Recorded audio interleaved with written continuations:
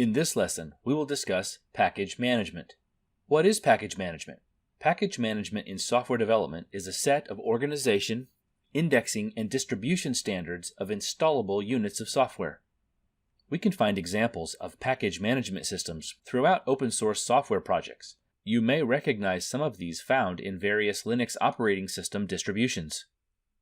For low-level package management, there's RPM and dpackage. But you may be more familiar with the high-level tools such as apt or aptitude, yum, and homebrew. Many programming languages also have package management systems, such as gem or pip.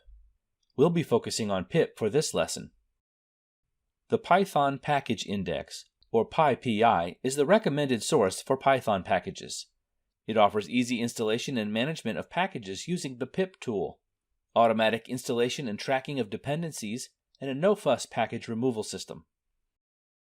There are an overwhelming number of packages available on the Python Package Index, from tools and utilities for data science, to game programming, to recipe management. Here's a brief example of searching for the topic data science. You can find a number of packages that may offer additional functionality for your project. In the upcoming exercises, we'll look at ways to organize your project and prepare them for packaging and distribution to the Python Package Index.